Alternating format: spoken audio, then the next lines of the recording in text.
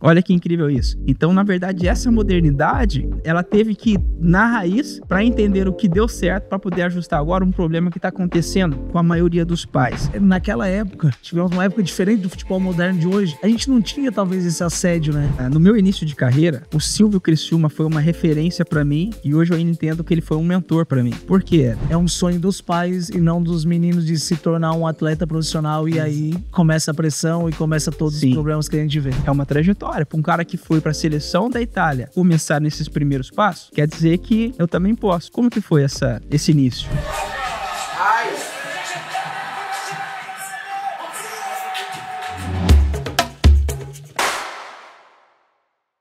Mais um episódio incrível aqui na Revolução do Jogo e sabemos que nós temos um compromisso com você de trazer aqui pessoas profissionais de relevância para levar até você um conteúdo que vai transformar a forma como você está atuando hoje no futebol e, acima de tudo, te ajudar a dar o próximo passo. Eu sempre aprendi que os conselhos da pessoa certa, aquela pessoa que viveu o que você está vivendo, são fundamentais e vão te ajudar a acelerar o seu processo, mas, acima de tudo, te levar para um outro lado com responsabilidade. E essa pessoa que está aqui recusa... Cara, que eu fique aqui falando muito dela, porque ela é, além de ser um grande amigo, é um cara que eu honro a história, me inspira muito a sua história, e eu tenho um privilégio de hoje tê-lo aqui do meu lado. Eu tô falando do Éder. Éder, seja bem-vindo. Carlos César, Carlinhos, um grande amigo que o futebol me proporcionou. Vivemos juntos debaixo das arquibancadas do Heriberto Wilson e passou muitos anos. Boa lembrança. E hoje estou aqui esse convite para esse teu novo desafio, né? Sim, exatamente. Revolução do Jogo. E é com imenso prazer que eu recebi esse convite. Então, muito obrigado pelo convite. É um prazer estar aqui para nós falar um pouco aí de futebol e de uma longa trajetória que depois de quase 22 anos a gente se encontra novamente aqui em Criciúma. Verdade, cara. E a gente estava falando aqui, Éder, um pouco sobre o nosso início, né? Teu vídeo ali mostrou desde o seu início você romper as fronteiras, né?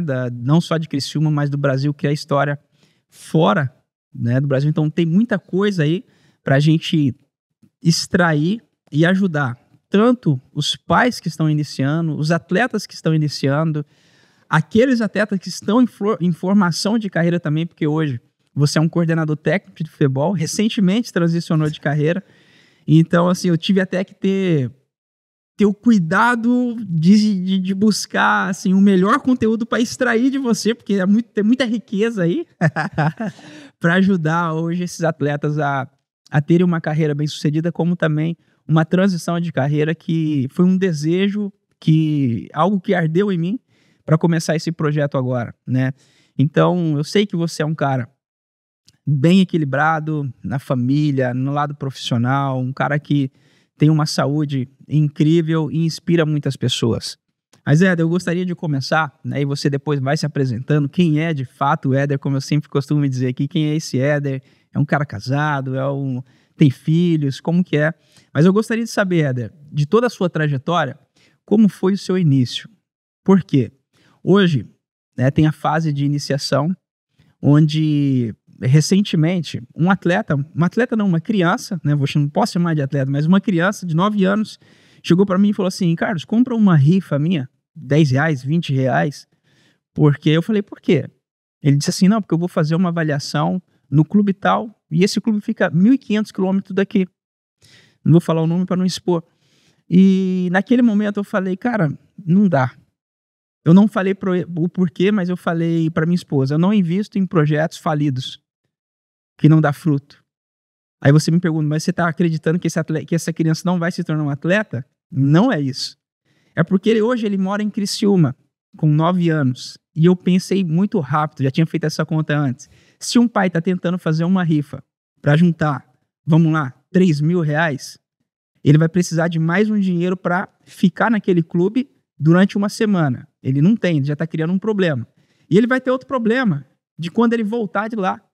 Porque ele busca um dinheiro que não tem, faz uma dívida que não pode, separa da esposa, porque um vai, o outro fica, e a criança vai viver a primeira pressão na vida dela. Não precisa disso. Sendo que ele pode, hoje, usar esse dinheiro para se equipar, né? Em casa, cuidar da saúde física, emocional, dos cuidados que essa criança hoje, e começar a carreira num clube da origem, de casa. Criciúma, que dá oportunidade para esses atletas começarem. Como foi essa sua trajetória, Éder? Onde você começou, com quantos anos? O que você pode trazer, né, desse seu início, que hoje os pais podem olhar e falar assim, cara, é uma trajetória. Para um cara que foi para a seleção da Itália começar nesses primeiros passos, quer dizer que eu também posso. Como que foi esse início? Então, Carlos, acho que a tua introdução, ela nos traz a um futebol moderno, né? Eu acho que a nossa época, nós jogava bola na estrada, jogava bola com os amigos, jogava bola no colégio, e não tinha essa pressão que hoje talvez um menino de 9 anos carrega para se tornar um atleta profissional. Então, eu começo na cidade de Lauro Miller, que é uma cidade aqui próxima de Criciúma, e começo jogando bola na estrada, com meus amigos, meus colegas, na escola. E nunca meu pai me deixou muito tranquilo, como a minha mãe. Meu pai e minha mãe são separados e todos dois me deixaram, sempre foi presente, meu pai e minha mãe mesmo sendo separados. Então foi sempre assim, bem tranquilo. Eu fazia aquilo que eu queria, eu me divertia. No momento que eu queria ir jogar, eu ia. No momento que eu não queria, eu não ia. Então, muito diferente de hoje, que a gente vê, né? Às vezes uma insistência de um pai que talvez o menino não quer ir treinar, mas o pai força o menino a ir treinar. Então, eu fiquei jogando bola, acho que dos meus 5 até os 13 anos, na estrada, futebol de salão, sábados, futebol de campo, que tinha um moleque bom de bola. Sei. Sempre lá em Lauro Miller. E até que no moleque bom de bola, já ali com 13 para 14 anos, eu não gostava muito de futebol de campo, até porque eu treinava muito mais salão que campo. Exatamente. Futebol de salão a gente tá sempre com a bola no pé, e campo a gente toca 2 vezes. E olha lá, quando a gente é mais novo. Caramba. E aí com 13, 14 anos, meu pai falou, não, tem um moleque bom de bola pelo município, vamos. Fui pro moleque bom de bola com o Lauro Miller, representando o Lauro Miller, fui bem. E depois da competição, o Criciúma e o Figueirense tiveram interesse de me trazer para fazer um teste. E aí o meu pai falou, o Figueirense quer o Criciúma? Não, vamos no Criciúma, time da região, time que desde os 8, 9 anos que eu vinha com meu pai aqui assistir jogo, time que a gente sempre teve carinho e torcedor. E aí, depois tu sabe um pouco da história, que tu viveu um pouco ali dentro comigo, e foi tudo muito rápido. Nesse início. De 14 a 17 anos, daí foi voando, mas meu início é como a introdução sua com esse menino de 9 anos, é que a diferença é que eu jogava quando eu queria, eu ia pra rua quando eu queria, eu jogava descalço, eu jogava no futebol de salão, campo, quando a gente queria ir. Não tinha essa de vai porque tem que ir. Exato. E hoje, como você falou, hoje às vezes é um sonho dos pais e não dos meninos de se tornar um atleta profissional. E aí começa a pressão e começa todos os problemas que a gente vê. Exato. Éder, foi muito bom você falar isso, né? Até antecipou, porque eu ia perguntar como era esse relacionamento com os pais, como seus pais lidavam com esse início, né? E hoje, o futebol, depois de entrar nessa loucura de entender que o futebol é um negócio, as pessoas olham os Hendricks, esses atletas que tiveram umas grandes vendas, e aí essas informações trazem que esses atletas saírem do seu local de origem e foram dar certo aos 10 anos em outro local. Então eles pensam que podem fazer da mesma forma, mas não entenderam como foi o processo. E eles também não entendem que 99,9% aquele que está vendo é 0,1% que aconteceu dessa forma. O padrão é esse que nós estamos vendo. Eu cheguei no Criciúma com 14 anos.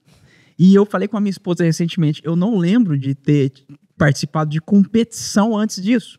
Não que a gente não tinha competição da rua, do bairro onde a gente jogava ali, mas era muito leve.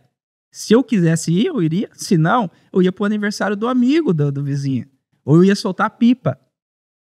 E recentemente agora, né, trouxeram um estudo científico onde eles diziam que essas crianças que de 5, vamos colocar dos 7 aos 13 anos, que vivem mais e participam mais desse jogo livre, sem ser direcionado, tem que fazer isso, eles desenvolvem mais capacidade técnica e habilidades que vão orientá-los depois dos 14 para frente do que aqueles que são sempre orientados, sempre forçados, e esses inibem a criatividade dele. Olha que incrível isso. Então, na verdade, essa modernidade, ela está se tornando, ela teve que ir na raiz para entender o que deu certo, para poder ajustar agora um problema que está acontecendo com a maioria dos pais. Então, hoje, esses pais, olhando a tua história, eles podem entender que, cara, os pais do Éder deixaram ele livre para tomar decisões na hora que queria jogar ou não, educou ele, né, nesse processo ali de disciplina, de ajudá-lo a realizar um sonho, nesse processo, e acima de tudo, fizeram um papel de pai e não de um treinador, um cara que cobra, naquilo é como a gente vê hoje, né? Agora você vem para Criciúma aos 14 anos, e como é que foi esse processo? Você já chegou no Criciúma, ficou alojado aí, como é que foi esse processo?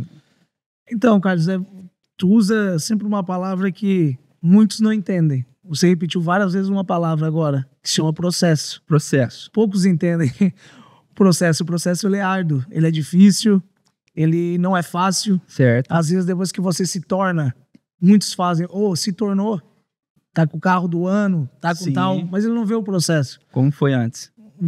Eu conheço um pouco a tua história. Você saiu do Criciúma, teve no elenco campeão da Série C. Isso. Depois foi pro Guarani. Isso. Que você teve lá no elenco, depois você foi pro Guarani de Divinópolis. Divinópolis. Eu sei a dificuldade, talvez você passou. Exatamente. Um pouco conhecer a tua história.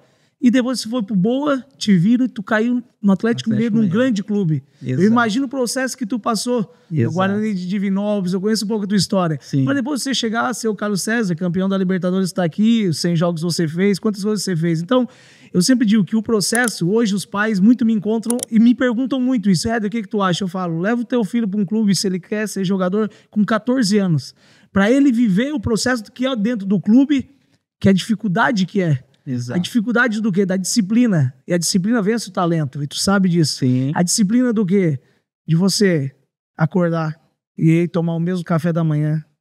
E a mesma alimentação. E o mesmo treino. E todo dia aquilo ali. E perde jogo no dia seguinte. E eu tenho que levantar. E com a mesma força. E vai tudo de novo. Você ganhando ou perdendo. Então essa disciplina, quando você começa com 14 anos, ou com 13, 14 anos, depois eu acho que ela flui melhor.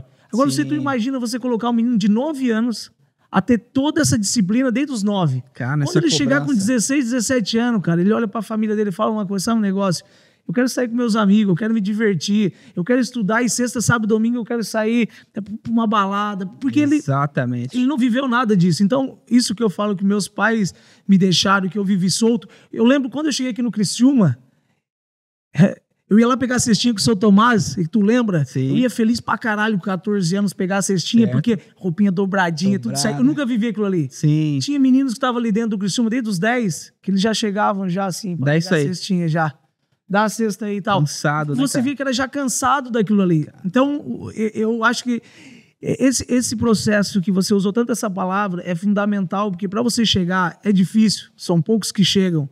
E muitos querem começar essa responsabilidade, essa disciplina, esse processo já muito antes, colocando o filho, iludindo, porque tem caras que iludem, que trazem família lá do Nordeste, da não sei onde, para Criciúma, depois chega com 17, os caras voltam para trás sem nada, daí o emprego que deixou, tudo que deixou, e às vezes são enganados por várias pessoas que talvez não querem bem ao futebol. Então eu vejo que eu sempre falo, e quem está assistindo nós, se me perguntar, eu sempre falo, deixa brincar, leva na escolinha, deixa treinar, bota no salão, bota no campo, deixa ele se divertir, sem pressão, sem nada. Agora, quer uma coisa séria, leva para dentro de um clube, para ele ter essa disciplina que tem que ter, que é obrigado a ter para se tornar um atleta profissional, mas ali com seus 13, 14 anos e não com 8 e com 9. Cara, que você fala uma coisa que é incrível, né? Porque essa fase do atleta, da criança, dos 8, principalmente aos 13 anos, porque aos 14 ele já pode ficar alojado, e é onde eu também acredito que a criança, que ele quer se tornar um atleta, ele deve sair do seu local de origem, porque é nessa fase onde os estudos trouxeram assim pra gente, que dos 8 aos 13 anos, ele precisa sentir, né, e desenvolver esse lado emocional, principalmente com os pais, no seu local de origem, na sua sociedade, porque isso aí se torna uma base para ele depois, na fase de influência dos amigos, conseguir vencer nessa etapa. Tanto lidar com os estresses, com a rotina de disciplina. Pô, acredito que quando eu tinha meus 13 anos, né, aconteceu, Éder, nessa minha fase de criança, do meu irmão, né, que é um pouco mais velho do que eu, dele ser em um momento a figura paterna para mim. Porque o meu pai, naquela época, o meu pai tinha problema com álcool e ele perdeu a nossa guarda, né? Eu perdi, minha mãe tinha 1 ano de idade, perdeu a nossa guarda e nós fomos morar com a minha tia. E a minha tia me ensinava o quê? Carlinhos, você vai morar aqui? É tudo, é simples e tal, mas a roupa tem que dobrar, tem que colocar, tomou banho, pega o rodo, limpa, Sim. Acabou de dormir, dobra e guarda o colchão. Disciplina, cara. Disciplina, respeitar o próximo. E eu lembro até hoje, ela fala, tem dinheiro? Pô, guarda um pouquinho, gasta o outro, não gasta tudo. E ela tava falando às vezes de R$10, de R$15. Então esses princípios foram me moldando. É claro que o relacionamento com meu pai não foi a mesma coisa a vida toda, né? Foi só aquela etapa ali que depois a gente se restaurou. Mas meu pai sempre foi uma figura importante para mim. E nesse momento, foi o que você acabou de colocar aqui, né? Que esse relacionamento do seu pai, de deixar a liberdade, você tá falando que, pô, você se preencheu, cara. Pô, sou amado pelos meus pais, tenho segurança. Então, quando você chegou na fase ali da sua formação, né? É uma fase de desafio também, né? Você tem a disciplina, mas chega no momento, que você já precisa, você vai escolher as pessoas certas para caminhar nesse relacionamento. Como foi esse primeiro passo ali? Chegou no Criciúma, tinha esses amigos que você gostava mais de se relacionar? Como que era esse processo aí das competições, lidar com essa primeira etapa? É uma primeira etapa onde, como você falou, você entra dentro, que você traz uma disciplina de dentro da tua casa, de uma educação de dentro da sua casa, que você vai lidar com pessoas que vêm do Brasil inteiro ou até fora do Brasil. Exato. Então, eu vim pro Criciúma, eu tenho a minha cultura que é daqui, e eu recebi o Carlos César, que é de Uberaba. E vinham os meninos do Nordeste, todos aqueles que a gente recebia. E onde é que a gente morava? Debaixo da arquibancada. Sim. 70 e poucos meninos, e a gente comia no mesmo horário. Nós tinha 2 chuveiros para tomar banho. Tomar banho tinha que 2 chuveiros para 70, e a gente se respeitava. Exatamente. Deixa que ele tomar primeiro. E isso uma educação, como você falou da sua tia, que te deu essa educação, tu respeitava esses meninos. Exato. E às vezes alguns meninos que talvez não tenham essa educação em casa, eles já começam a se perder ali. E porque você divide quarto com um menino que talvez você não conhecia. Exato. E você gosta de organização e ele não. Então talvez você tenha que ensinar para ele. E eu, desde quando eu cheguei no Criciúma, eu tive até sorte, porque eu no quarto, eu sempre dividi com o Elton e com o Alisson, tu vai lembrar agora, o nosso quarto, primeiro da subida da escada. Exatamente, ali. E então a gente se dava bem. Dava bem, né, meu? E só que, como eu falo, eu acho que essa educação que a gente traz de casa, essa disciplina que o teu pai, que a tua mãe, e que você criou, você leva ali para dentro do alojamento, que você sabe que você tem que respeitar. Você lidar com pessoas diferentes, você tem que respeitar, e que você tem que batalhar, porque todo dia chegava pessoas novas, todo dia chegava atleta novo. Exato. Você tem que batalhar para estar ali. Você sabe que cada treino na base é uma luta de sobrevivência. Diária. Então, sim. E toda a dificuldade, né, que a gente passava, nós tinha a janta às 6 da tarde para comer depois só no outro dia. Hoje, eu falo que os meninos são muito privilegiados, porque hoje eles têm a nutricionista, hoje eles têm 5 refeições por dia. Nós, exemplo, na época que nós ia fazer pré-temporada, né, na plataforma do Rincão, para correr 6 km, de manhã cedo nós saíamos com pão doce e margarina. Exatamente. Hoje, uma nutricionista duvida ela deixar o menino sair para correr com pão doce e uma margarina, entende? Então, resultado lá, né? Então, tipo assim, eu vejo que eles têm muita mais chance não chance, como eu posso dizer? Sim, possibilidade. Possibilidades que se eles aproveitar do que na nossa época, tinha mais essa dificuldade, entende? Que a gente vivia. Então, essa primeira etapa, como você falou, de chegar ali, de sair do conforto de casa, de se adaptar, ela é difícil. Mas daí entra aquela nossa vontade, né? A vontade do eu quero. Eu acho que isso é fundamental. Não é o teu pai, não é a tua mãe, é o Éder, que desde de criança na escola perguntava lá dentro da sala: o que tu quer ser? A menina, advogada, tu, médica. Éder, eu quero ser jogador. E desde lá que eu falava isso, então eu sabia, né, que eu tinha que passar por essas dificuldades. Eu acho que isso é fundamental. É a vontade minha e não, às vezes, de terceiros, como a gente bota um pai ou alguém que quer insistir num processo.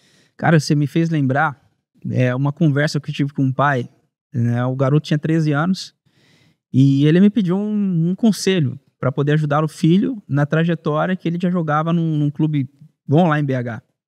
E ele chegou para mim, Éder, e dizendo assim: cara, ele falou assim, a declaração, né? Você colocou 3 coisas fundamentais. Quando você chegou, se relacionou com as pessoas certas. Eu conheço o Alisson, o Elton, pô, muito parecido com você, os valores conectam, né?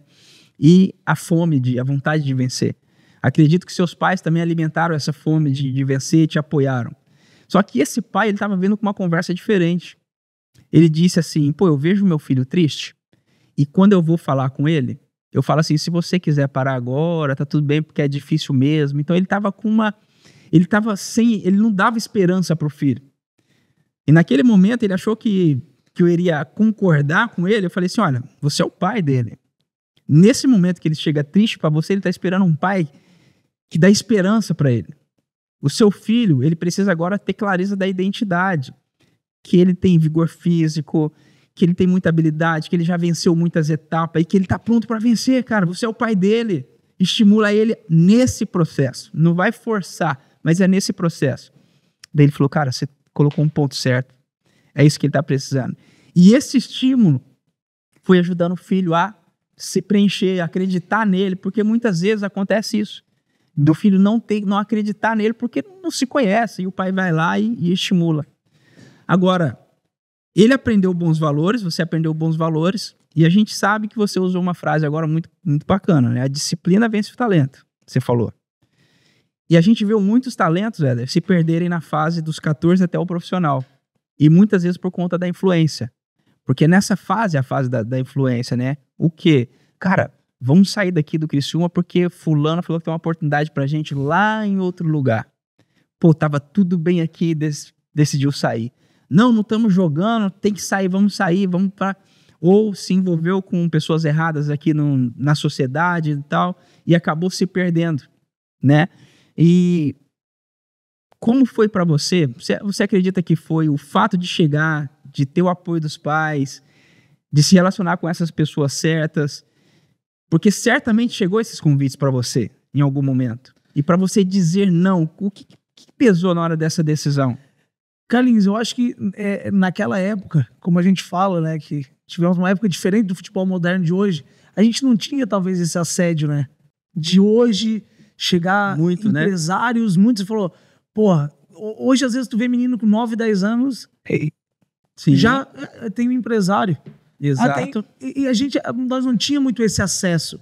Então a gente vivia aqui e sempre foi um pouco meu pai mesmo que fez essa gestão e às vezes, já quando daí com 16, ali que eu já estava indo pro profissional, às vezes trago pro profissional, chegava alguém e falou: não é o momento do Éder ir, não é o momento do Éder assinar com ninguém, não é o momento, nós vamos esperar o momento certo.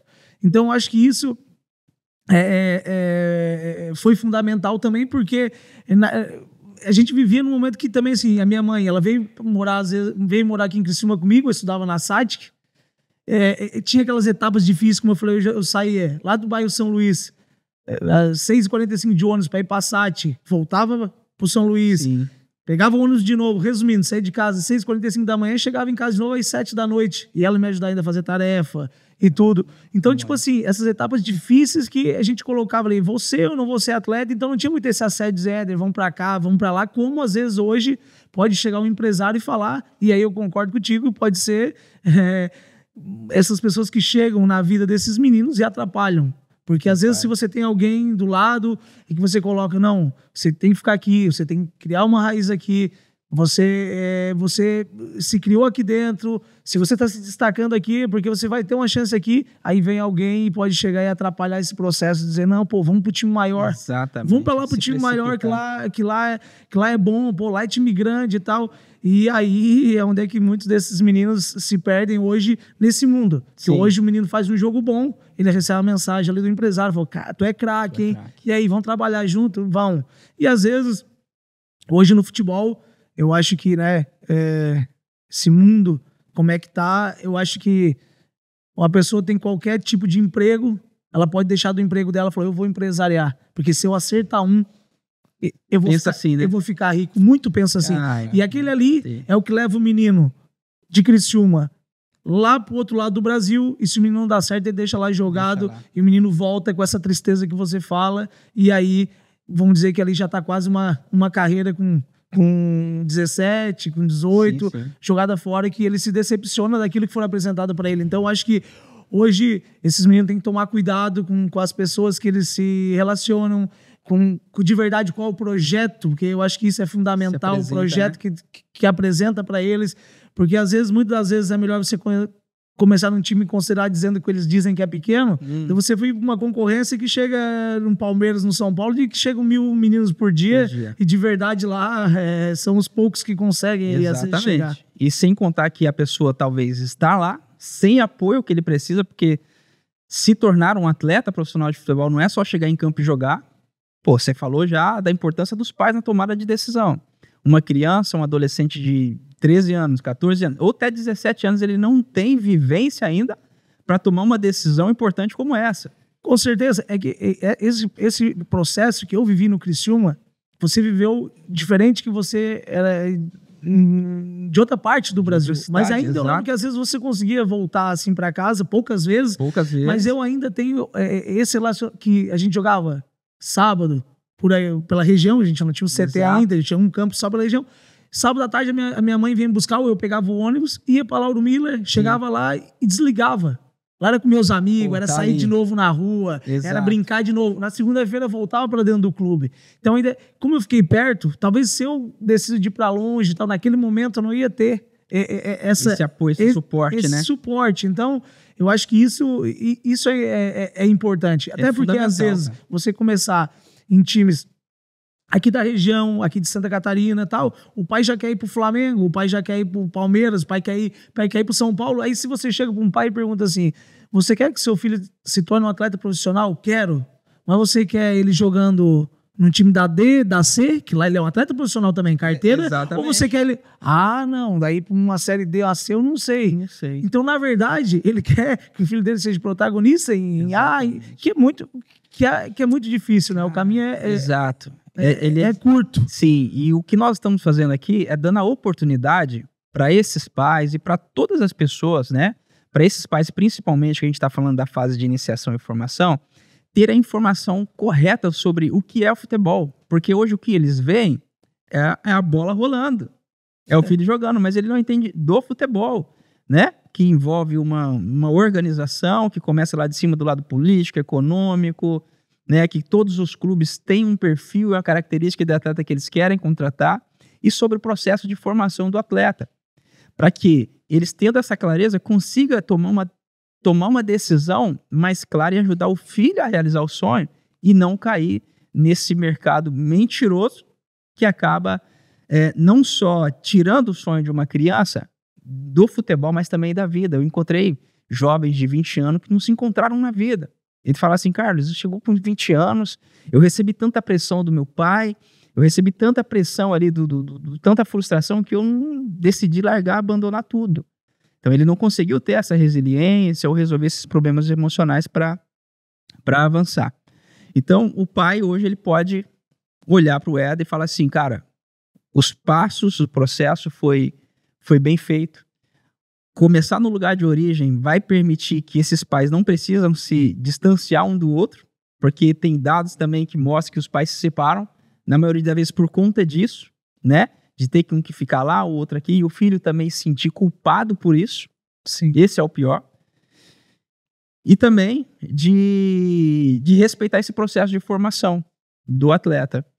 Mas até aí tudo bem, você falou das influências, que é importante, né? Pô, se tornou com os amigos certos, teve muita fome de vencer e chegou no profissional. Você chegou no profissional com quantos anos? Eu cheguei no profissional com 16 para 17, né? Com 16 eu já treinava e com 17 anos eu subi profissional depois que a gente voltou de uma Taça São Paulo. Sim. E aí já fiquei no profissional. Foi daquela Taça São Paulo. Depois da Taça São Paulo. Não, foi depois daquela Taça São Paulo lá, foi verdade. Eu já tinha ido uma antes. Eu fui em 2 Taças São Paulo. Eu fui uma antes com 16 e depois fui a outra com 17, daí a outra eu fui. E aí depois já fiquei no profissional, onde a gente foi campeão catarinense, que era o Barbieri, o treinador. Exatamente. E aí joguei alguns jogos da Série B do brasileiro, eu acho que até julho, agosto, e aonde daí depois com 17 para 18, completei 18 já sendo vendido para Itália, onde eu fui pro Empoli, né, que saindo daqui do Criciúma. Com quantos anos? Eu fiz 18 anos lá na Itália, assinei o contrato. E depois eu fui em novembro de 2005. Novembro de 2005. Sim. Eu fui pra lá. E depois assinei o contrato e me apresentei já em janeiro, na janela ali, que é a janela de inverno, vamos dizer, lá do mercado lá europeu. Isso. Cara, esse é um outro ponto muito importante que a gente pode colocar. Porque hoje, muitos pais, assim, nessa idade ainda, falo os pais porque são principais em influência na vida do atleta de tomada de decisão. Eles falam assim, não, meu filho tem cidadania, então vamos levar ele para jogar lá. E ele não entende que tem um processo, né? Como foi esse seu processo? Porque eu lembro que seu pai falava assim, não, nós fomos lá conhecer, parece que foram conhecer primeiro a estrutura, algo assim relacionado. Teve alguns critérios que eles analisaram em você, né? Até pessoal mesmo, de comportamento, para tomar essa decisão de levar você. Como que foi esse processo aí? Então, na verdade, Carlinhos, teve um processo que começa assim. Começa o meu pai sempre depois ali que eu comecei a treinar com profissional, meu pai começa a receber propostas de alguns empresários daí na época, e meu pai não, até que chegou um jogo treino com um profissional e lá no CT tinha só o campo de cima, nós treinando, e a gente ganha do profissional 2-1, e eu lembro que eu fiz os 2 gols. E esses italianos vieram para ver o Douglas 10. Ah, sim, depois só sei. E outro jogador, acho que era o Juca, um volante e tal. E aí fiz os 2 gols, chamaram meu pai e falaram, a gente gostou dele, pedimos pro Criciúma para deixar ele ir pra Itália fazer um stage lá de 30 dias. E aí foi onde eu fui a primeira vez pra Itália. E aí eu fui, esses italianos me levaram pra Itália. Na verdade, viajei sozinho. Peguei o avião sozinho. Cheguei na Itália e fiquei preso na Itália. Na polícia, na alfândega, que era de menor. Então, para passar, eles queriam saber a carta de entrada, tudo isso e tal. Eu fiquei de manhã até a noite dentro do aeroporto. E até resolver essa documentação. A documentação, depois à noite saí. Então, esses caras que depois... porque assim a gente fala, né? Pros pais, como a gente falou, às vezes, entregar na mão de... O meu pai esperou e entregou na mão do certo. Então, vou dizer que não é que só que tem os ruins, tem os bons também, tem os certos também. Eu acho que o meu pai esperou o momento certo para entregar na mão desses italianos aqui. E aí eu chego lá, fico 30 dias com o Lecce, lá da Itália. Fiz 3 amistosos, 6 gols, eu lembro. E aí o diretor lá, não, vamos ficar aqui e tal. Mas na época o Moacir não quis me vender. Então daí eu volto. Isso aí era agosto de 2004. Volto. E aí fico, tipo, novembro, agosto, setembro, outubro, novembro, dezembro. Daí vou pra Taça São Paulo. E aí São Paulo. Daí começo a jogar no profissional. Fomos campeão, Série B.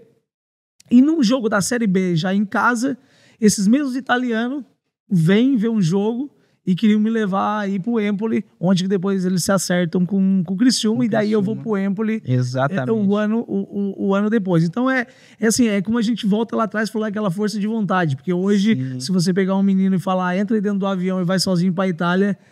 Talvez não vai. Talvez não vai. Quando meu pai me perguntou, os italianos, tu vai sozinho? Eu vou, porque é o meu sonho. Então, eu peguei e fui. Nesse sentido que hoje, às vezes, os pais querem, né? Vou fazer o passaporte porque o meu filho... Isso. Eu acho que existe tudo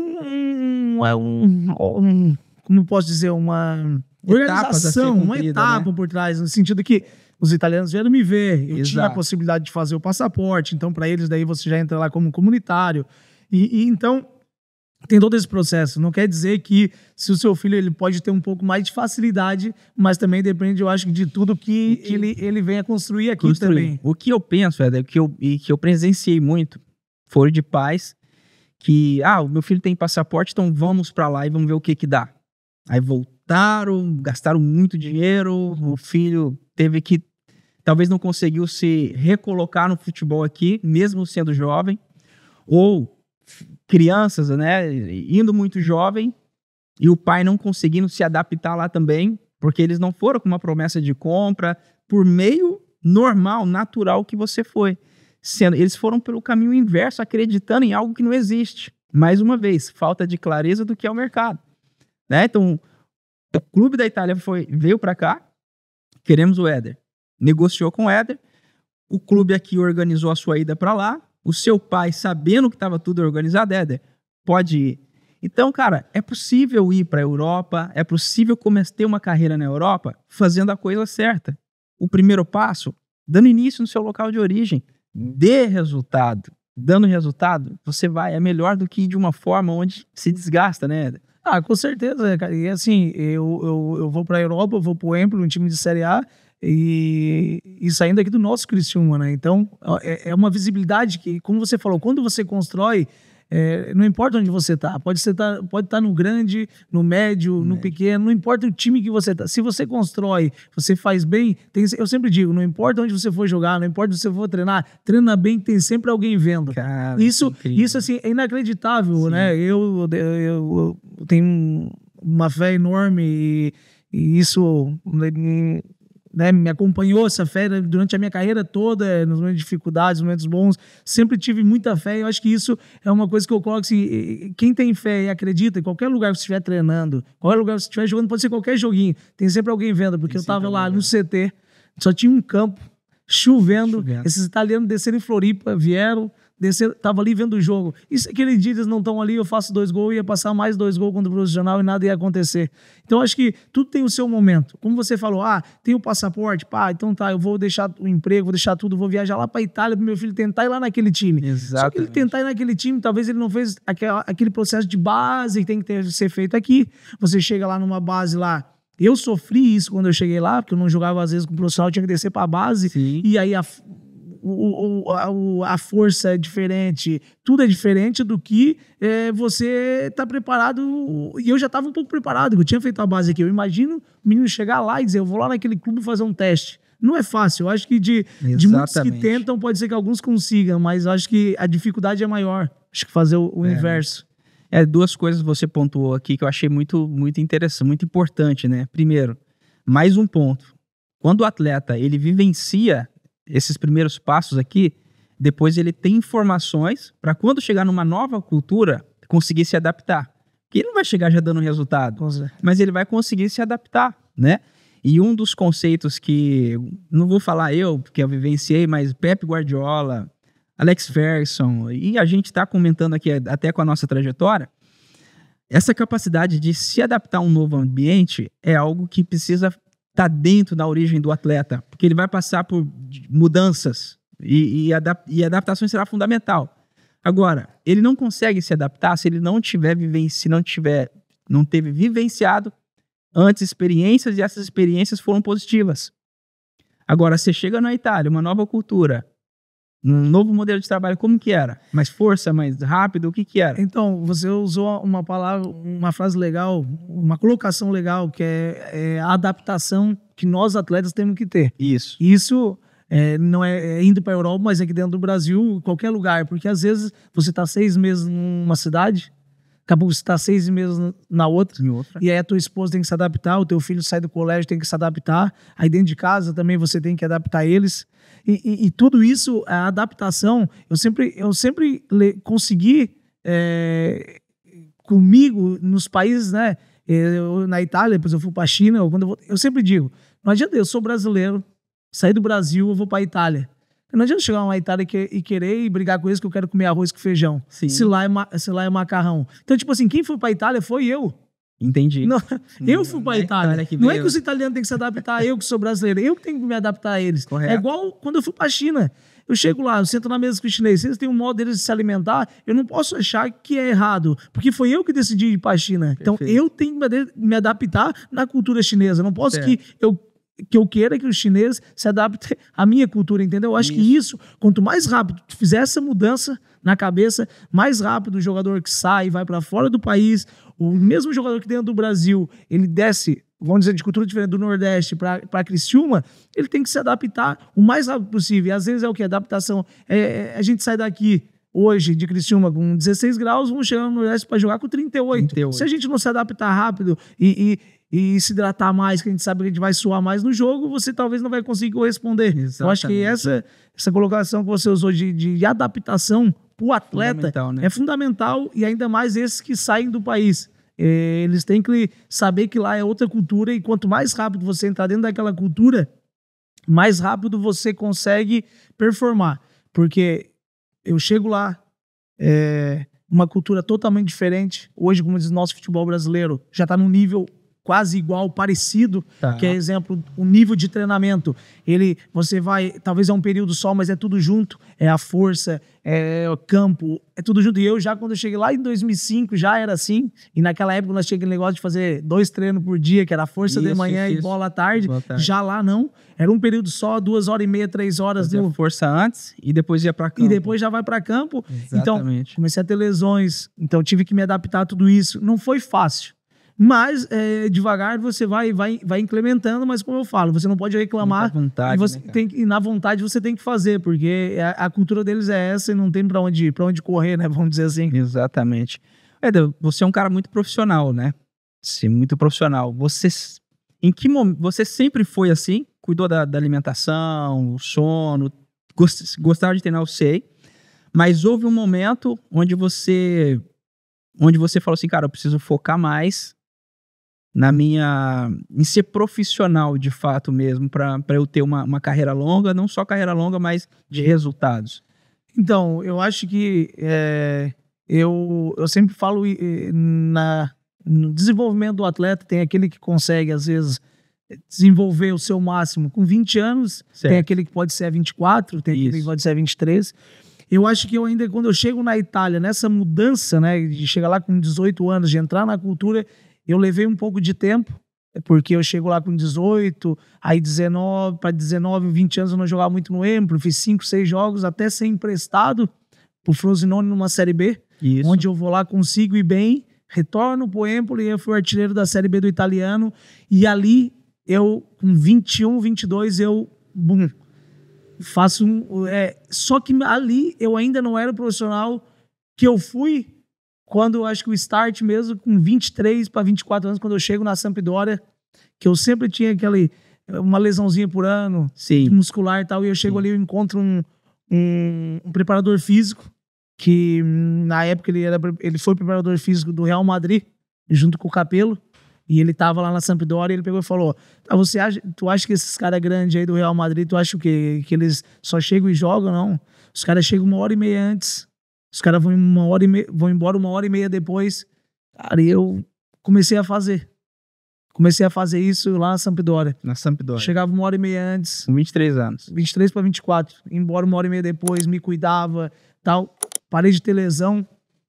E foi os meus 4 anos, de 24 a 28, que eu fiquei 4 para 5 anos na Sampdoria, 23 a 28, até chegar na Inter de Milão, que foi, eu acho que as minhas performances melhores que eu tive na minha carreira. E dali, Inter, cheguei na seleção e tal. E isso entra naquela parte da disciplina que a gente fala. Sim. Aí, as prevenção, para não ter lesão, a disciplina da alimentação, o sono. Então, eu acho que tudo isso me levou, eu sempre digo, eu sempre me achei um jogador normal, só que a disciplina que eu... Muita vontade. A disciplina que eu tive, ela fez eu chegar em grandes níveis e me levou a viver coisas que eu nunca vivi, como a gente falou, né? Eu saí de Lauro Miller, uma cidade de 13, 14 mil habitantes, e aí às vezes eu me pergunto, quem conseguiu sair de lá e chegar na seleção italiana? Exatamente. Poucos. Quase ninguém. Quantos conseguiu sair? Não. Conseguiu sair da tua cidade para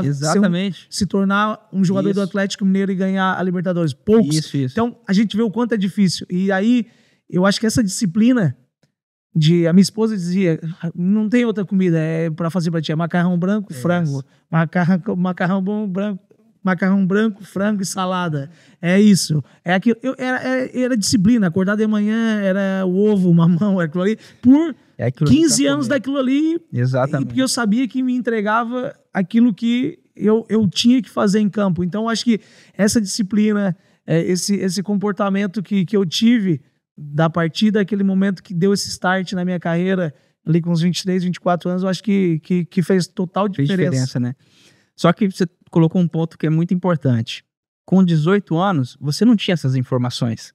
17 anos, você não tinha essas informações. Não tinha as informações. Hoje, os atletas têm essa informação. Os pais têm essas informações. Os treinadores têm essas informações. Então, é possível aplicar já desde os 14 anos e aplicar esses princípios e saber que isso faz parte da formação do atleta. O cuidado com o sono, o cuidado com a alimentação, que é os 3 pilares, né? E a performance, esses 3 pilares. E depois... Nosso corpo é a nossa máquina, né? Então, se você não cuidar dele, cara, ninguém vai cuidar por você. Então, de novo, ao invés de ficar com aquela ansiedade louca, aquele desejo de dar resultado em campo, você ter que ganhar. Pô, às vezes eu encontro um pai e fala assim, hoje tem a competição do Sub-8, eles ganharam. Cara, não é sobre eles ganharam. Sub-10 eles ganharam. Não é sobre ganhou. Peraí. Ele se alegrou? Ele mostrou individualismo ou espírito de equipe? Ele teve a disciplina? Ele contribuiu com o outro? Porque a gente está falando desde o início, valores. Foram esses valores. Por que eu estou falando isso? Aprendi desde pequeno com a minha tia, com meu pai, com meu irmão. E quando chegou na fase de formação, que eu fui fazer avaliação em um lugar, e ali a gente comia marmitex, né? Tinha que pegar do bar, levava pro marmitex, era um marmitex, talvez a gente comeu um pouco no almoço e comeu um pouco à noite. Daí o cara falou assim, não, eu vou embora porque na minha casa tem mais. Daí eu falei assim, amigo, o meu irmão falou assim pra mim, você só volta pra casa se for com a sua vitória. O que você acabou de falar pra mim, você queria se tornar um profissional. Aí eu falei, é isso, então eu só volto com a minha vitória. Eu falei, eu não volto. Ele voltou. Então, assim, cheguei aqui no Criciúma, foi a primeira vez que eu tinha uma cama pra mim, foi na concentração. O armário pra mim, 3 refeições no dia, tem que treinar a tal hora, vai pro profissional, tem que vestir isso. Cara, disciplina. Não fui o melhor, o mais brilhante, mas foi o que teve mais disciplina e foi o que você pontuou agora. Volta na frase lá que a gente usou, né? Que a disciplina vence o talento. Quantos meninos talentosos passou com nós aí, né, Carlinhos? Exatamente. Quantos que eu vi na minha carreira que às vezes jogaram tudo fora porque acha que somente chegar ali e jogar era o futebol... Hoje não dá mais. Sim. Hoje você sai de um treinamento, sai os dados de GPS, qual foi a intensidade que tu colocou, qual a intensidade máxima que você percorreu. Perfeito. E se você não se cuidar, hoje, depois que acabou o treino, amanhã você tem que ir lá e treinar tudo de novo, para depois o treinador decidir qual deles que vai para campo, qual deles vai jogar. Então, um negócio que você colocou foi muito legal, é sobre as informações que eles já têm hoje. Então, se eu tivesse lá atrás essas informações, em 2004, 2005, talvez eu não esperaria 3, 4 anos para chegar aquele cara e falar aquilo ali para mim. Perfeito. Então, tipo assim, talvez o Éder poderia, em vez de chegar num grande clube igual eu cheguei na Inter de Milão com 27, 28, eu podia ter chego lá com 22, 23, entende? Então, tipo, e hoje não, hoje eles sabem disso. Hoje a internet, eles vão lá, se eles botar fazer uma dieta de atleta, sai para eles escrito lá, tá ali. Então, tipo assim, eles têm tudo na mão para se tornar um atleta de verdade. E eu acho que, como a gente fala, o cara que tem a disciplina, e a gente vê de vários grandes atletas, não só Messi e Cristiano, mas eles são grandes atletas de verdade. Tipo, lá, quando eu chegava na seleção da Itália, eu trocando ideia com os jogadores da Juventus que viram o Cristiano Ronaldo, nunca esqueço, o Bonucci falou pra mim, cara, é impressionante, é inacreditável que o cara tem 5 bolas de ouro. O treino é às 10 da manhã, 7h30, o carro dele tá lá estacionado, que ele tá na academia, o treino acaba 12h30, a gente vai embora 2h30 da tarde, ele tá lá na academia ainda. Tipo, ele é o primeiro a chegar, o último a ir embora. Desde quando ele chegou, o percentual do time é o melhor. Caiu 2% de todo mundo, que a gente fica até com vergonha. Entendi. Entendeu? Ele fez cair 2%. O exemplo dele arrastou todos os outros. Tipo, o percentual do time inteiro, se era 10, veio pra 8, por causa dele, de o pessoal chegar e ver o jeito que ele se alimentava, toda a disciplina dele, e o cara tinha 5 bolas de ouro. Cara. E às vezes hoje a gente vai lá, o Cristiano Ronaldo, porra, o cara tem porque o cara é disciplinado, ele fez e merece. E às vezes, como a gente fala, até no nosso pequeno, não igual o Cristiano, o cara tem isso, o cara tem aquilo, mas muitas vezes não vê o processo, cara, que a gente levou de chegar até, né, a todo esse sacrifício que a gente viveu e passou, e é legal que a gente viveu um pouco isso juntos aqui, né? Mas você falou uma coisa interessante, que quando você chegou lá, você se tornou mais profissional. O quanto dessa cultura, né, te ajudou a se tornar o Éder que é hoje, né? Porque a gente sabe que o ambiente cultural, o ambiente social, ele molda a pessoa, né? E ajuda ela a se tornar uma pessoa melhor ou pior também. Mas você escolheu sempre os lugares certos, você teve a oportunidade de estar lá e aproveitar dessa cultura. Hoje é o Éder, né, diretor de futebol, que viu muitas coisas, e eu sei que quando você chega aqui, você tem uma visão que as pessoas falam, não é nem que sou eu, é diferente a visão dele. Mas ela é diferente porque ele acessou informações que os que estão aqui não acessaram, então ele consegue mudar algo. O quanto você acredita que essa cultura te ajudou a se tornar uma pessoa melhor, um profissional melhor, e que os atletas hoje podem fazer, né? Aproveitar da cultura que está no clube hoje, também explorar isso, tiver a oportunidade de, sei lá, tirar uma férias, conhecer outros lugares, né? Fora. Não, quando eu chego na Itália, a coisa, vamos dizer assim, que me impressionou mais era o nível de treinamento, a intensidade que eles usavam e, ao mesmo tempo, essa disciplina que eles tinham em tudo. Em tudo, né? Em tudo. A disciplina do horário, a disciplina por exemplo, a reunião é às 9h. 15 para as 9 já tá todo mundo lá, não chega atrasado. Se é para chegar no almoço, senta todo mundo na mesa, enquanto o capitão não se levanta, ninguém outro se levanta. A academia, 1 hora antes, 1 hora depois, a academia tá lotada. Então, tipo assim, são pequenos detalhes que você vai levando para sua vida, você vai levando, você vai vendo que a disciplina, tudo, né? Não só lá dentro do campo, mas também na vida, se você marcar uma reunião comigo, não pode ser de futebol, de outra coisa, tu me diz às 9, 10 para as 9 eu tô ali. Tá ali. Fica uma coisa cultural. Já marcamos lá, às vezes você tava lá, né? E eu doido daquele dia também que eu atrasei, falei, meu Deus, tem que falar com o Éder que tô com então acho que tu vai levando, tu vai criando e você vai vendo que isso te dá resultado. Vira um estilo de vida, né? Um estilo de vida, e você vê que isso dá resultado. Tipo, por exemplo, hoje, eu parei faz pouco tempo, me tornei coordenador técnico do Criciúma, mas eu ainda, quando eu acordo para fazer exercício, meu café da manhã é o mesmo, e tomo 1 litro de água quando eu acordo, porque eu fazia isso, e assim vai. Para ir ali, treinar 40 minutos de boxe, que eu comecei a fazer boxe, ou ali correr, que, tá tipo ali. assim, se eu fazer o café da manhã diferente daquilo não vai mudar nada. Só que eu continuo fazendo porque... A mesma disciplina. Dá certo, né, meu? A mesma disciplina. Então, tipo assim, eu acho que essa cultura que eu aprendi lá fora, nos times que eu vivenciei, aquilo que eu vi no time pequeno pro time grande, a disciplina que eles têm é impressionante. E o detalhezinho, quando me perguntam assim, às vezes muitos perguntam, mas como é que é o time pequeno pro time top? Cara, a diferença faz as pessoas que estão dentro, que trabalham dentro. Não sei se tu pensa igual eu. Sim, por quê? Claro. Porque às vezes o time menor, você perde um jogo e o cara vai lá e bota só meio copo de suco pra ti. Perfeito. O time grande, tu pode perder 10 jogos, eles botam o copo sempre cheio. Tá sempre cheio, é a mesma coisa. Eles não mudam nada. É a mesma coisa. Não muda. Então o time menor, às vezes tu perde, passa lá o porteiro e fala, perdeu, né? Não sei o que tal.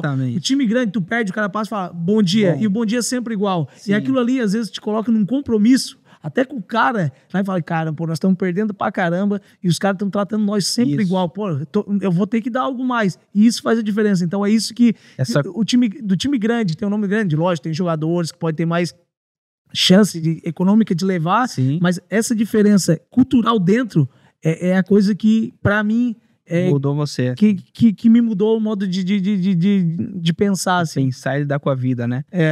Eu concordo plenamente, porque quando eu cheguei no Atlético Mineiro, que foi a principal experiência, né, eu tinha uma ideia de quando eu jogava em clubes menores, de que os caras do profissional lá desse clubinho devem ser mala. Mas quando eu cheguei é totalmente inverso. Humilde, cara. Um ambiente saudável, humilde, todo mundo se ajuda. eu não tô falando só atletas, mas o organismo todo se ajuda.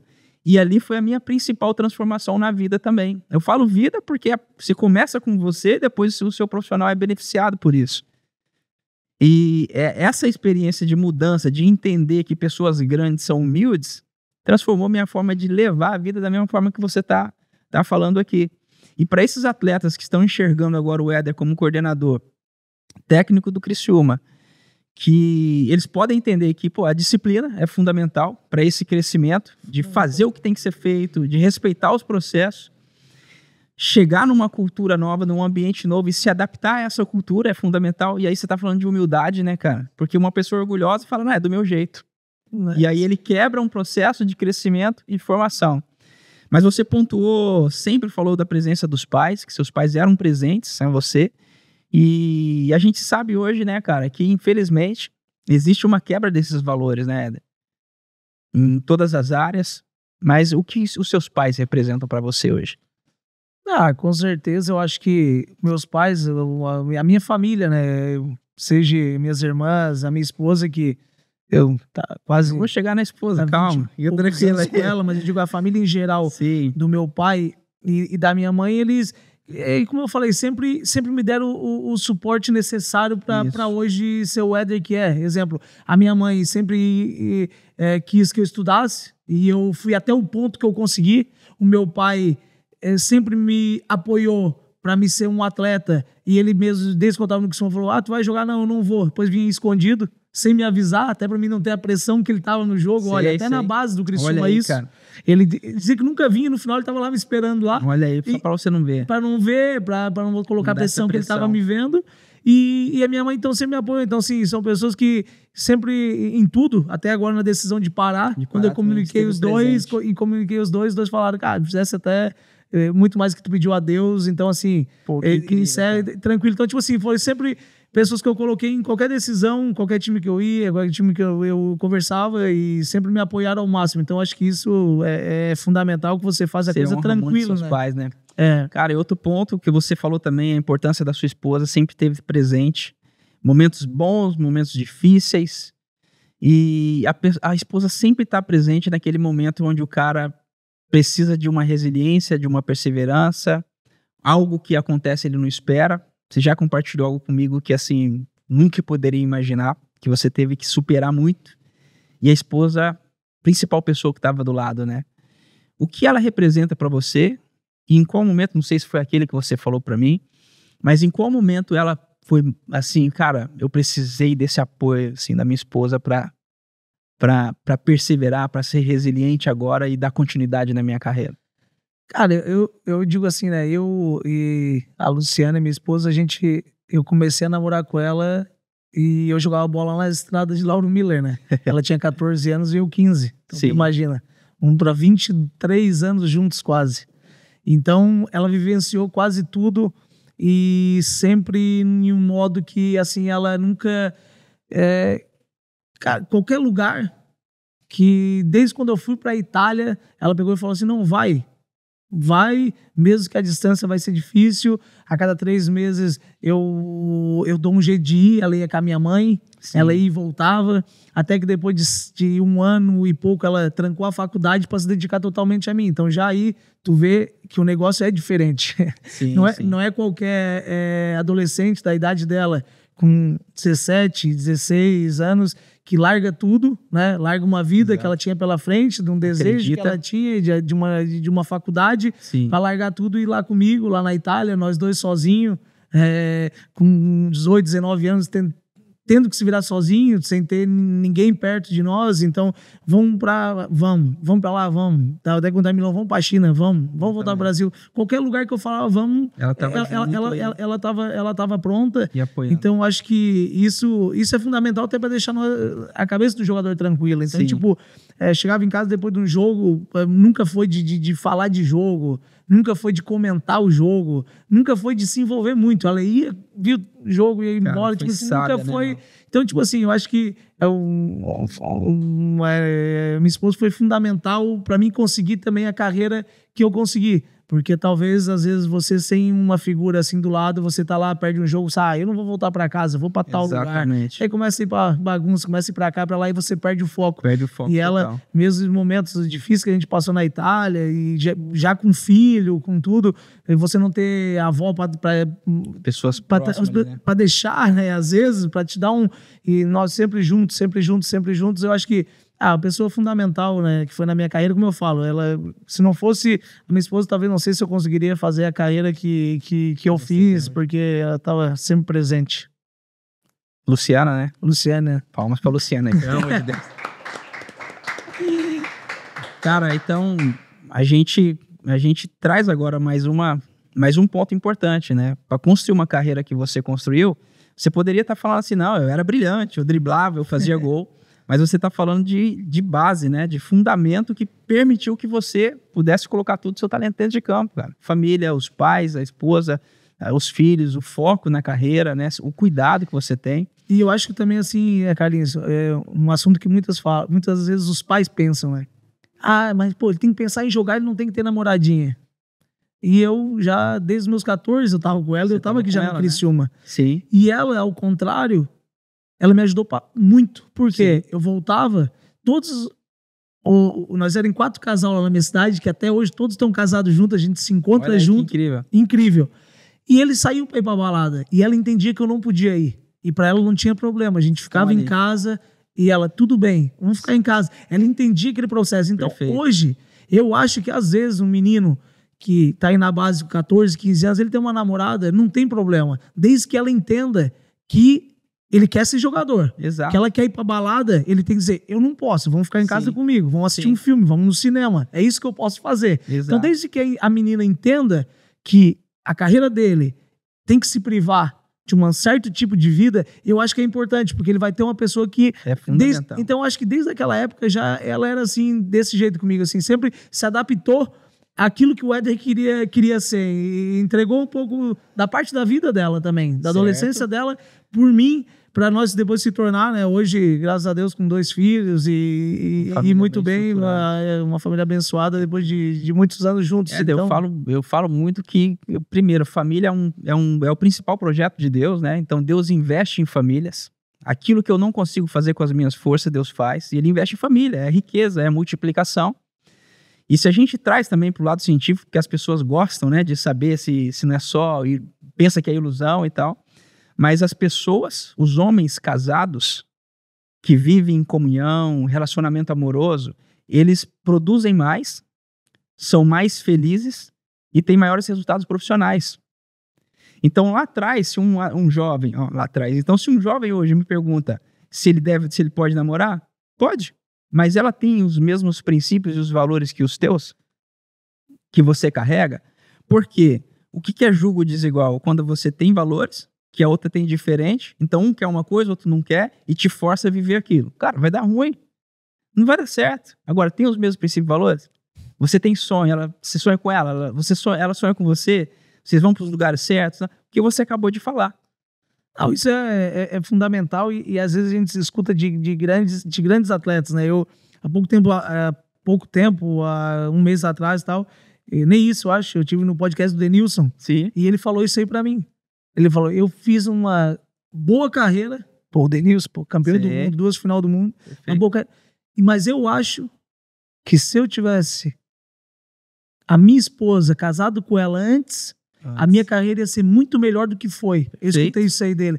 E ele falou, porque eu conheci ela faltando 3 anos só pra acabar a minha carreira, com 30 e poucos. Ele falou, eu casei tarde, tudo bem, foi minha escolha, me dividi, não tenho nada...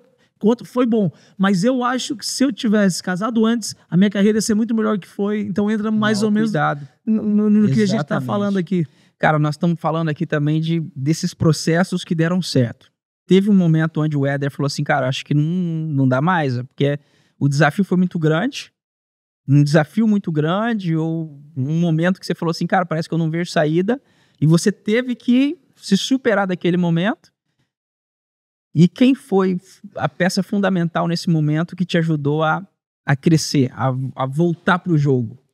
Então, quando eu chego na Itália, como eu te contei, fiquei aqueles 2 anos no Empoli, jogando pouco, e ligava para cá, pro meu pai, eu quero voltar. Não, calma, fica aí. O processo é esse, fica aí. Até então que eu saio pro Frosinone, vou bem, volto pro Empoli, e aí era ele já com 21, 21, com 21. Eu sou o artilheiro do Campeonato Italiano da Série B, com 28 gols. Certo. E aí começa, Milan, tal, não sei o quê. E o Empoli naquela época queria só me emprestar. E eu faço 2 steps ali, que é um no Brescia e um no Cesena. Sim. E quando eu vou pro Brescia, meu primeiro ano de Série A, faço 33 jogos, 6 gols, mas o time não vai bem, a gente cai pra Série B. Eu volto pro Empoli, volto muito triste, porque eu podia, aquele ano que eu fui artilheiro da Série B, eu podia ter ido pra Lazio, pro Milan, time top já. No momento ali já. E aí eu volto pro Empoli, não, volto do Brescia triste e tal, o Empoli falou, não, vamos te prestar pro Cesena na Série A também. Cara, eu falei pros caras, não quero mais ser emprestado, não, tu vai, o diretor, aquela briga e tal, eu novo, vou pro Cesena. Eu acho que quando eu chego no Cesena, de novo, mais ou menos, eu não consigo render aquilo que eu tinha rendido na Série B, depois lá no Brescia foi um ano muito difícil. E aí no Cesena, eu acho que foi um dos momentos mais complicados, assim, que o cara, pô, não tá fácil, 22, 23 anos, eu falei, pô, faltava só 2 anos de contrato que eu tinha com o Empoli, eu não tava conseguindo performar do jeito que eu queria, o time não tava indo bem. Eu falei, e agora eu vou ter que, ou eu consigo performar de um ou de outro jeito, ou senão, né, vai se tornar, vai ficar complicado a situação. Aí o Empoli, meus empresários, voltam, converso com o Empoli falou, não, então diz pra ele ficar tranquilo, tem o Atalanta e o Bolonha, que talvez querem ele, mas também tem a Sampdoria na Série B. Cara, e... Momento de decisão. Momento de decisão, e ali acho que foi uma decisão difícil, mas novamente feita juntamente com meu pai, liguei pra ele e falei, eu acho que eu fiz esse step da Série B, que eu fui artilheiro, fui pra Série A, fiz o primeiro ano lá, mas eu acho que eu não tô conseguindo produzir ou render aquilo que eu quero. Quem sabe, se eu vou pra Sampdoria, que é um time grande, um ano antes estava na Champions League, caiu por um acidente assim, de percurso, como diz o outro, eu acho que pode dar certo. E naquele ano ali eu escolho sair do Cesena, em vez de ir pro Bolonha ou pro Atalanta na Série A, eu escolho ir pra Sampdoria na Série B. Porque você entendeu que poderia ser um lugar que não ia te exigir tanto, algo que você acreditou que ainda não estava formado, não vou dizer preparado, mas formado, porque a gente sabe que tem alguns aspectos que precisa, né? E contou muito também que o treinador que me levou pro Brescia no primeiro ano de Série A, ele tava lá na Sampdoria. Caramba. Então, tipo assim, aquela confiança que eu tinha no cara... O que você trouxe agora Porque ele fez... Eu fiz com ele lá 38 jogos do italiano, eu fiz 33 jogos no italiano, naquela época, em 2010, com 22 anos, poucos atletas faziam. Cara, eu fiz 33 jogos e ele tava na Sampdoria. Só que o que acontece? Era mercado de janeiro, era isso aí, lá pro dia 25 de janeiro, faltava 5 dias para acabar o mercado, e a Sampdoria tava em quarta última colocada para cair para a Série C. E ele me ligou e falou, vem, se tu vir, nós vamos subir. E eu falei, como nós vamos subir? Falta fevereiro, março, abril, maio, 4 meses para acabar, nós quarto, último para cair, 1 ponto da zona, 2 pontos da zona de rebaixamento, passei, tu disse, nós vamos subir, vem que nós vamos subir. Falei pro meu pai, coloquei Deus na frente e tal, aceitei a Sampdoria. Eu fui, a gente subiu, aquele ano subimos, fizemos um milagre, chegamos no penúltimo jogo, nós estávamos dentro do playoff, ganhamos a semifinal, ganhamos a final, subimos, e depois fiquei mais 4 anos na Sampdoria até chegar na Inter de Milão. Então foi assim, foi uma escolha, eu acho que uma das mais assertivas que eu tive. Muita coragem para fazer essa escolha, né? Eu falo isso, Éder, porque no ano que eu estava no Atlético Mineiro 2013, o meu maior sonho era ir para o Mundial de Clubes, né? E a gente tinha acabado de vencer a Libertadores, eu tinha me recuperado da minha fratura no quadril e eu estava com pouca oportunidade. E naquele momento as pessoas, a imprensa, falavam assim, pô, é melhor você sair, melhor você ir para outro clube, para você ser valorizado, para você jogar e toda aquela questão. Só que dentro de mim, eu estava falando assim, cara, eu quero muito jogar, quero sim uma valorização, só que o meu sonho é ser campeão ser mundial de clubes. Quer dizer, ser campeão mundial de clubes, não, ir para o mundial de clubes e tá muito próximo. Agora, qual outro time agora vai me dar essa condição de ir para o Mundial de Clubes?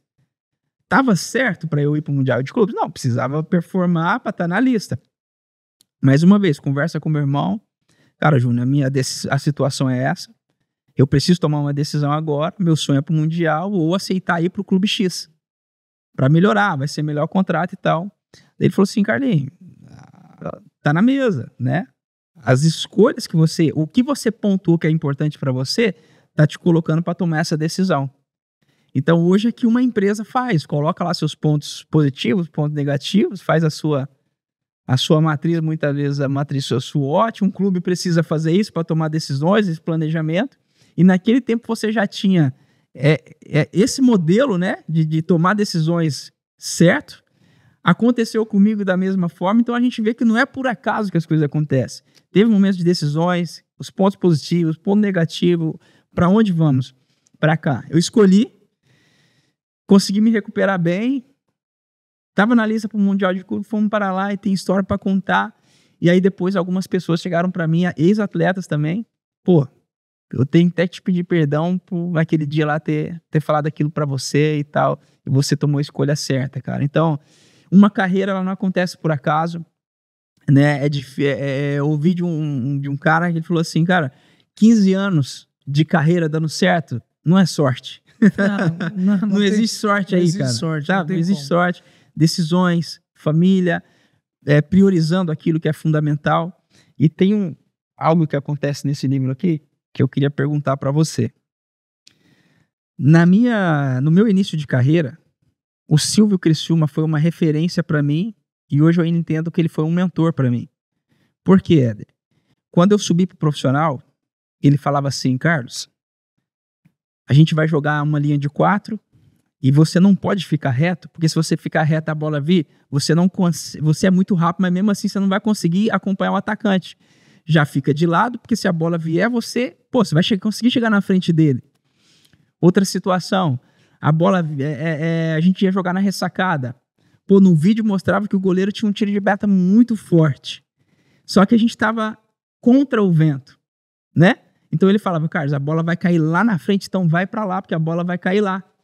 Então ele me ajudou a ter uma percepção diferente, pensar antes. Então o pensar antes, aliado à minha velocidade, eu tirava vantagem dos atacantes e conseguia, crescer na carreira. Então o mentor, ele te ajuda a olhar na direção certa. E esse livro do Ferguson aqui, ele fala o seguinte, quer ver? Cadê onde tá? Tá na página... Aqui. É muito importante saber escolher ou ter a sorte de ir para as mãos do mentor certo. Os melhores mudam-nos a vida. Em qual momento, sei lá, você estava na Itália ou na Inter de Milão, na seleção da Itália, você me falou, não lembro se foi do Buffon, que te ajudou a se adaptar ou que foi uma referência para você, tirando seus pais, é claro, que você contou aqui, mas que foi uma referência para você e te ajudou na carreira assim, de algo significativo. Não, então, eu acho que quando você chega no top, né? Quando você chega no nível máximo, que eu tive essa oportunidade de chegar aqui numa seleção, e uma seleção como aquela italiana, tetracampeã do mundo, e uma grande seleção, e tive chance de pegar grandes jogadores que foram campeão do mundo, como o Buffon, como o Pirlo, como o De Rossi, como muitos outros. Você vê que aquela palavrinha que a gente usou lá no começo, ela é fundamental, que é a disciplina. Você vê aqueles caras ali fazendo tudo aquilo que a gente faz, se não mais.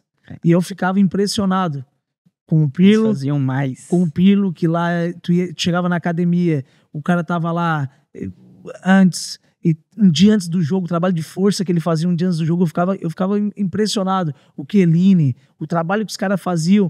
Então, aquilo ali, quando eu voltava pro clube, e daí eu ainda fui pra seleção italiana, eu tava na Sampdoria ainda. Eu jogava na Sampdoria, eu dizia pros caras que se achavam, às vezes, jogador, dizia, cara, os caras estão lá, os caras campeão do mundo, os caras jogam Champions League, os caras jogam em time grande, os caras não param. Eles jogam domingo campeonato, quarta Champions League, domingo campeonato, quarta Champions League. Quando a gente tem aquelas 2 semanas de pausa FIFA, os caras viajam para ir para a seleção e jogam mais 4 jogos lá, e quando eles voltam, tem domingo e quarta de novo, e assim vai.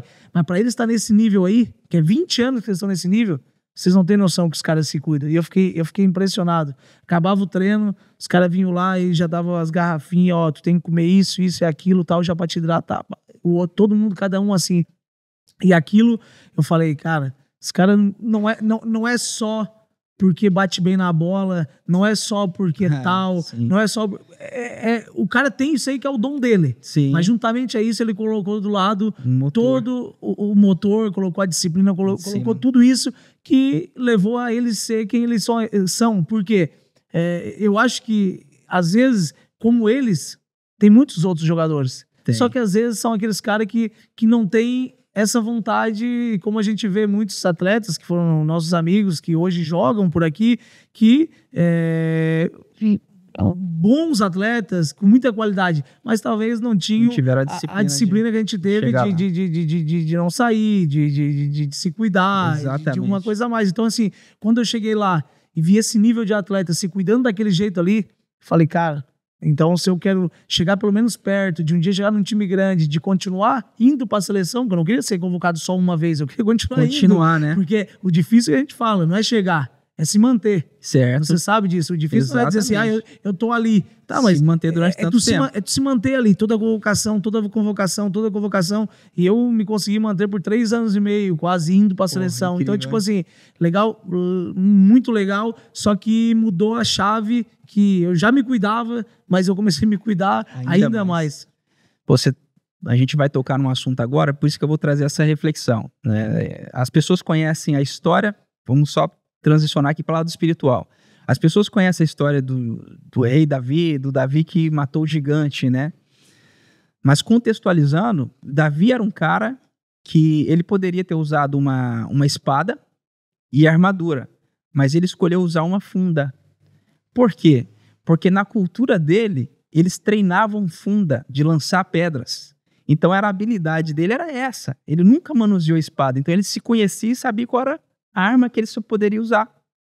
E quando ele escolheu, né, e decidiu lutar com Golias, o gigante, ele falou, não, eu tenho habilidade, porque eu já matei um urso, já matei um leão, então eu posso vencer esse cara aí. E outro, eu tenho a força do meu Deus, e ele não tem. Então eu tenho vantagem dele. E segundo, ele foi lá, matou um gigante, ficou conhecido como matador de gigante. Só que o lado bom dessa história também é que todas as pessoas que decidiram caminhar com Davi se tornaram também matadores de gigante. Por quê?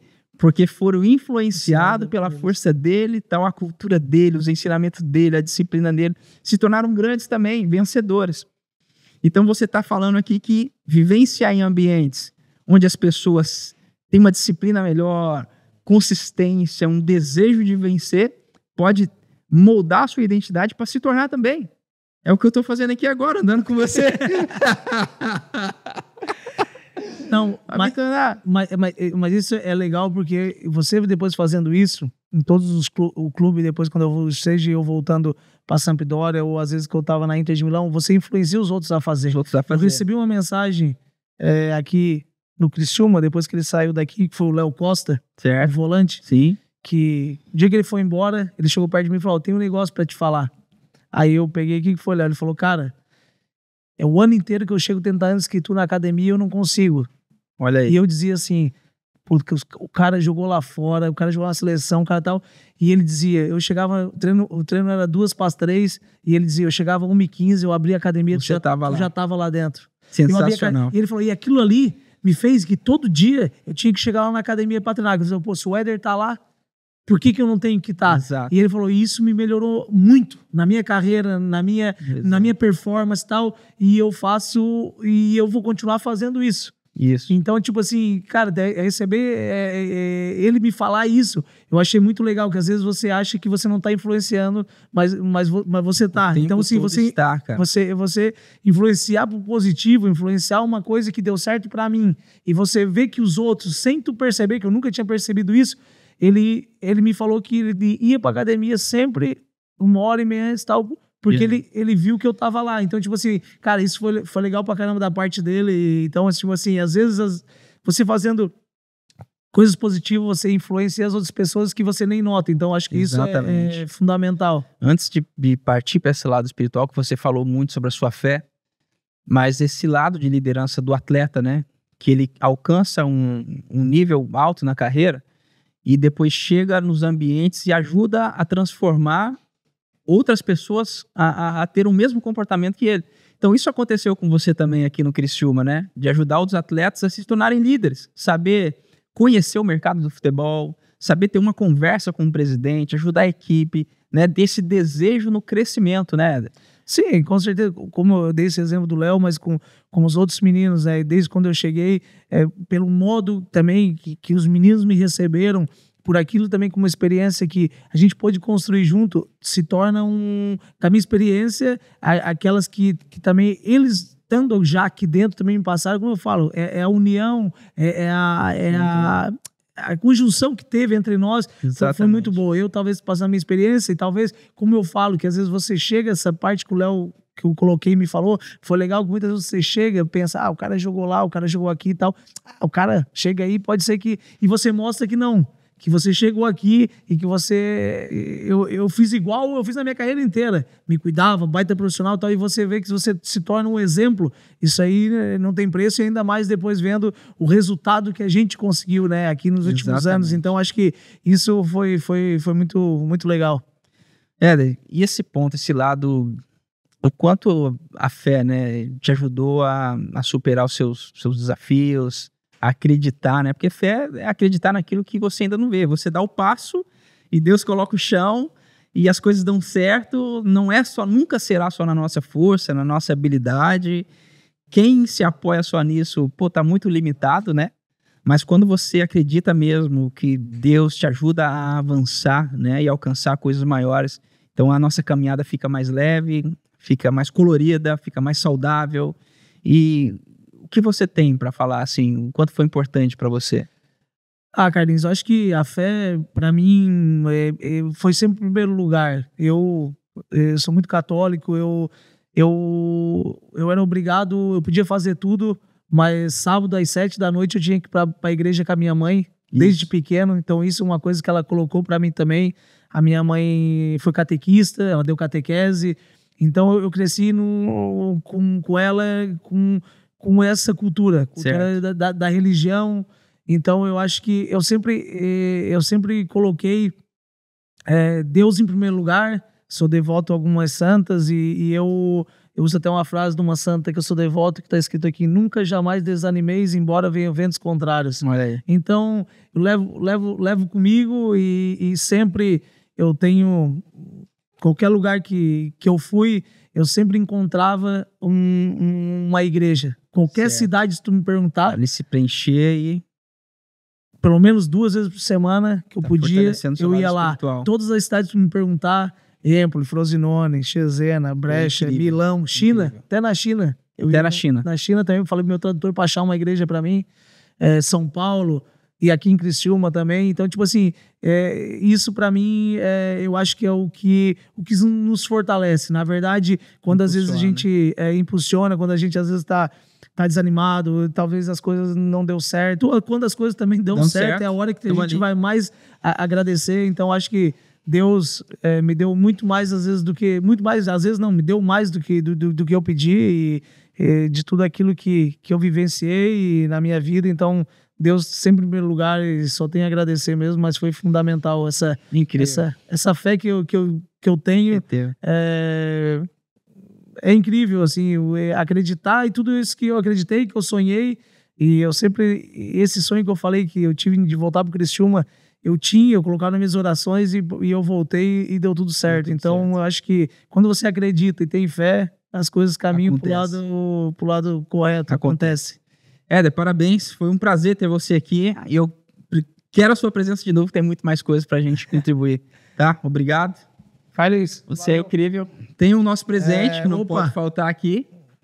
Beleza. Abre aí. Como você é um cara, um líder, que é incrível, mas eu acredito que é uma contribuição nossa para poder te ajudar. Se eu consigo abrir. Conseguir abrir. Não sei que trem é esse aí que colocaram que, pelo amor de Deus, tem uma... Vai.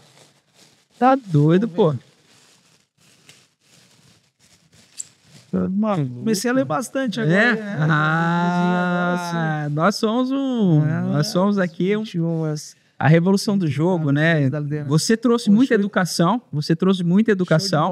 Muito e esse livro mesmo. do John Maxwell é um dos principais autores, né, que ensina sobre liderança no mundo, e ele traz muito ensinamentos para a gente conseguir colocar em prática aí e melhorar ainda nosso perfil de liderança, porque agora você é um líder ainda mais, né, além da posição, mas que está mexendo aí com muitas pessoas, e creio que você vai fazer ainda um grande trabalho aí nessa formação dos atletas aí. Parabéns. Não, muito obrigado, Carlinhos, obrigado pelo livro, com certeza agora nessa nova função, né, uma função nova e juntamente, né, a quem na hierarquia, né, dentro do clube, como Juliano Camargo como executivo, e vou aprender, porque eu acho que na vida tem que ser humilde para aprender, então uma nova função que eu tenho que conhecer, mas através do estudo, da leitura, do conhecimento, com certeza tentar sempre ajudar ao máximo nessa minha nova função. E parabéns, né, por esse teu novo projeto. Obrigado. Fiquei feliz por tudo aquilo que a gente vivenciou, sim, que a gente sofreu juntos e vivemos aí, giramos o mundo, tu aqui o Brasil, conseguiu ser campeão, conseguiu fazer uma grande carreira e hoje está nesse projeto, a evolução do jogo. É muito legal. Então só tenho que te agradecer pelo convite de participar aqui do podcast. E com certeza vou estar sempre aí te acompanhando. Obrigado. Cara, é demais. Obrigado mais uma vez pela presença.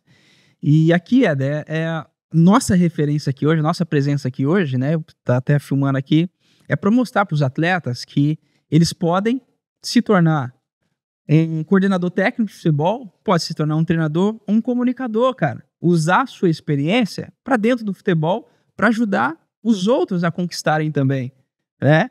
Então, estar aqui hoje foi um sonho realizado e que você fez parte, e foi bom preservar essa amizade e ter você aqui do meu lado. Mais uma vez, muito obrigado. Obrigado, eu que agradeço. Valeu. Aí.